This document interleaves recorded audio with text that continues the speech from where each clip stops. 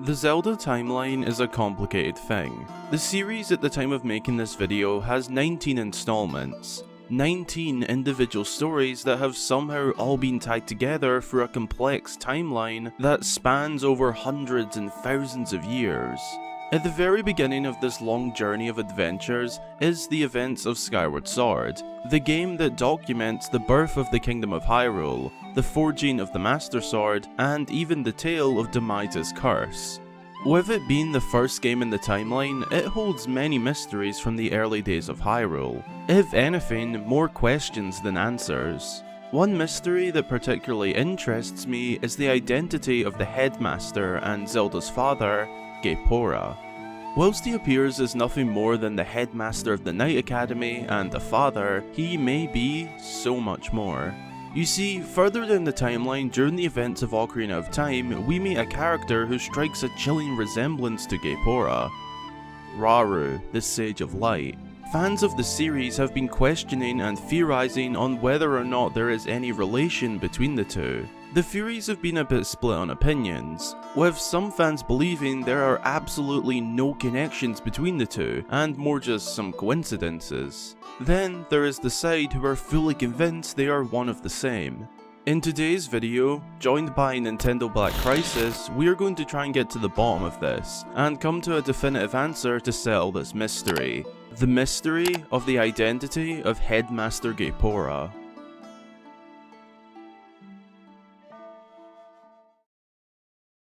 Firstly, we must understand exactly who Gaepora is in full. Gaepora is, as previously mentioned, the headmaster of the Knight Academy, along with Zelda's father. He, of course, lives on Skyloft, the floating island that was formed many ages ago to protect Hylia's people from the breach of Demise. He does appear as just your average father figure, but there is more to the story, however. Gaepora actually has one of the most important roles in Skyloft.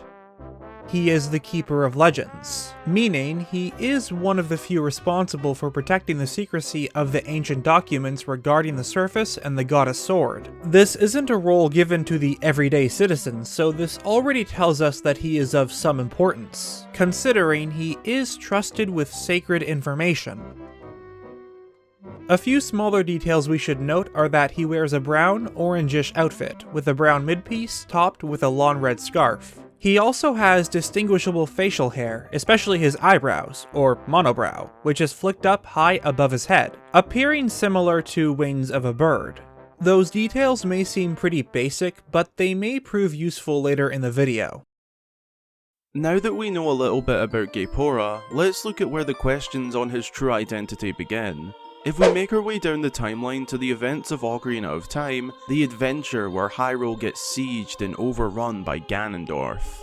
During this quest, we can find a very interesting character, Rauru, the Sage of Light. We meet him after Link completes the first 3 dungeons in the game and has the 3 spiritual stones from said dungeons. Link can pull the Master Sword at this point, resulting in a trip through time, but unknown to him, Ganondorf seeped through the cracks and followed Link into the Chamber of Sages. This results in Link being held within the Chamber of Sages, within the Temple of Light, for 7 years, because he was too young to actually draw the Master Sword and become the Hero of Time. This is where we meet Rauru. He is the only sage within the Chamber of Sages at the time. He explains to Link where he is, why he is here, and that Ganondorf has overrun Hyrule. Within this important conversation with Link, he tells us some valuable details to note. He tells us that, "Ages ago, we ancient sages built the Temple of Time to protect the entrance to the Sacred Realm." We can take a few things from that quote. 1, he has been around for many years, and 2, he potentially, alongside other sages, built the Temple of Time many years ago. Another thing to note from this cutscene is that Rauru is the only sage present at the time, as the others are all assigned to elements, that can only be restored by beating the respective dungeon to each element. Rauru is of course the Sage of Light, explaining why we find him in the Temple of Light. But this could also be because he is a leader or higher up of the sages. We'll come to that later. One more character that we should be aware of is Kaepora Gaebora, and if that name isn't ringing any bells, then this clip will.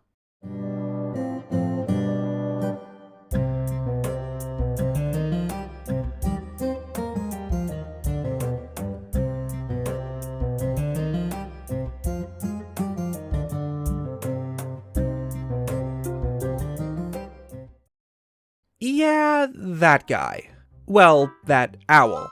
Kaepora Gaebora is that owl from Ocarina of Time, although he does appear in Majora's Mask and Four Swords Adventures, but doesn't really play a huge role in those games. More of just an assistance role. In Ocarina of Time, however, Kaepora follows Link around on his journey, especially during the child phase of the game, almost like he is watching over Link. You will encounter Kaepora multiple times, most notable before and after each of the first 3 dungeons. He helps the young child Link out and basically guides him on where to go and provides useful information on the areas. He's an awfully generous owl, isn't he? This is because he is none other than the Sage of Light himself, Rauru. We know this from a few sources. Firstly, one of the gossip stones in the game tells us that Kaepora Gaebora is rumored to be a reincarnation of a sage. While that's just a rumor, the gossip stones don't tend to be wrong. Along with this, it's also stated in Hyrule Historia, which, while not the most reliable source of information, it does tell us that Kaepora Gaebora is Rauru himself. He takes on this owl form because he cannot leave the Chamber of Sages. But why, you may ask? Well, you see, that gossip stone mentioned one key detail: reincarnation, which to be possible would mean Rauru is in fact dead in the real world, but his spirit is contained in the Chamber of Sages, similar to how Link's spirit was sealed in order to protect him until he was of the age to be the hero of time. This is why we see an owl following Link around. It is in fact Rauru himself, but in the only form he can take outside of the Chamber of Sages.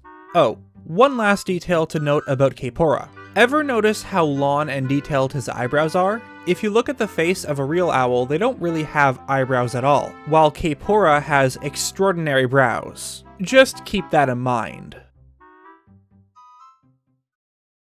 Now that we have a full understanding of Gaepora, Rauru, and Kaepora, we can move on to building the connections between the 3 and settle this debate once and for all.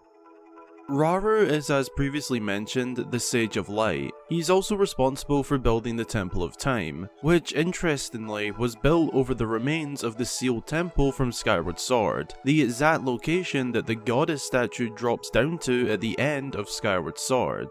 Whilst it's not the original Temple of Time, as that was in the Linearu Desert in Skyward Sword, this Temple of Time is definitely the more well-known and important one. So Rauru built this temple over the remains of the sealed temple, along with the other sages, right? When exactly was this? We know it must have been sometime after the events of Skyward Sword, and you'd have to assume it was fairly soon after, as it was built to protect the entrance to the Sacred Realm. Obviously, we don't meet a Rauru in Skyward Sword, but if we did, he would probably have still been in his Hylian form at the time. However, we do meet the Headmaster, which when looking at him, does strike a resemblance to Rauru.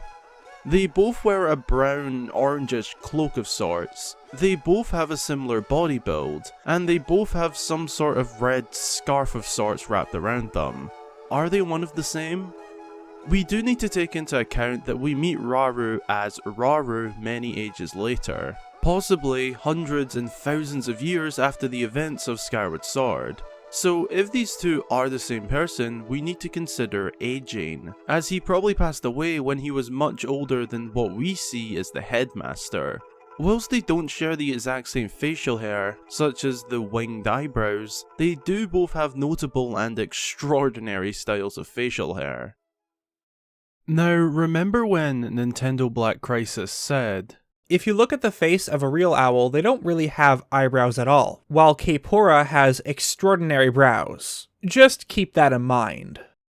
Well, look at the resemblance between Gaepora's brows and Kaepora's brows.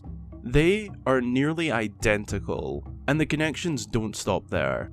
Notice how most civilians in Skyloft are named after a bird, with a letter or two swapped around or taken out of the name? Well, if these two are the same person, then this would mean the real world form of Gaepora many years down the line is indeed a bird, one of the most sacred and protected beings in Skyward Sword. Along with this, their names are also nearly identical. Kaepora is just a one-letter change from Gaepora, and Gaebora is just a one-letter change from Gaepora. A bit confusing to read out loud, but you get the point. This further backs the theory that they are all the same person. Honestly, all of that could be enough to prove that they are all the same person. However, there are some questions remaining that stand in the way.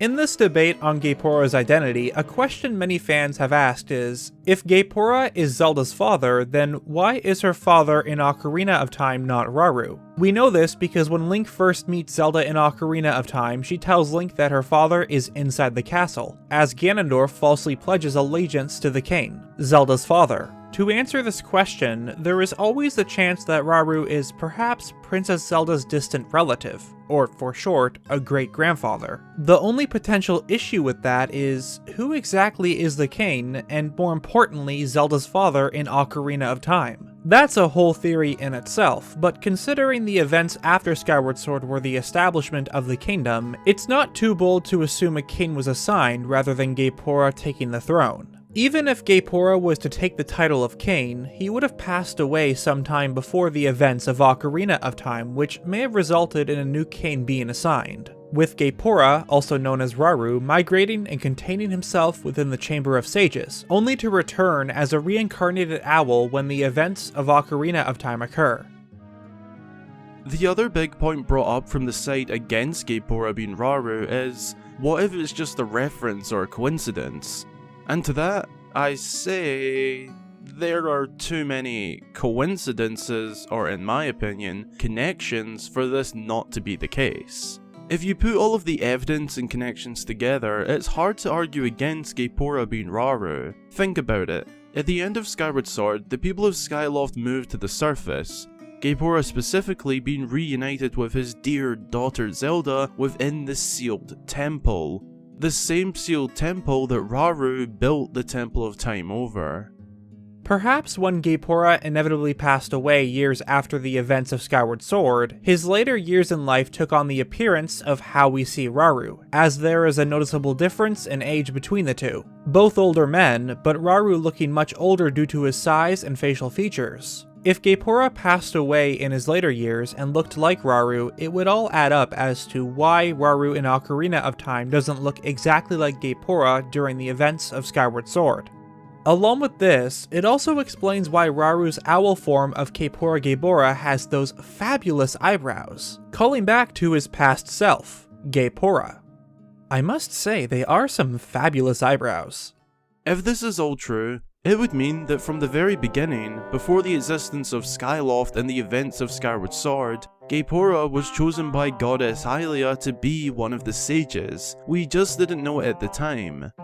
This may forever remain a mystery in the series. We know that a ton of work goes into the Zelda games in terms of the lore and history, and I mean a lot.